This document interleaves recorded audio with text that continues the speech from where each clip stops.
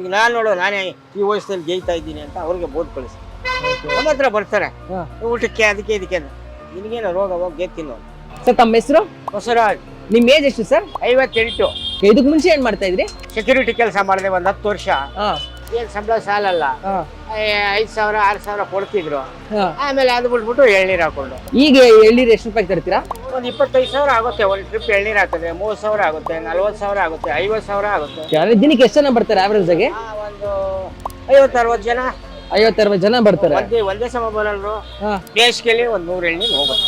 Daily ಒಂದು 100 ಜನ. Okay okay. ಅಂದಾಜಿಗೆ ಎಷ್ಟು ಮಾಡ್ತೀರಾ ಒಂದ್ ದಿನಕ್ಕೆ? ಒಂದ್ ದಿನಕ್ಕೆ ಒಂದು 500-600 ರೂಪಾಯಿ ಸಿಗುತ್ತೆ ನಮ್ಗೆ ಲಾಭ. ಬೇರೆ ಯಾವುದು ನಾವು ಮಡಿಕೋಬೇಕು, ಹಿಂದೆ ನಮಗ್ ಬೇಕು ಅನ್ನೋದು ನಮ್ದು ಯಾವುದೂ ಇಲ್ಲ.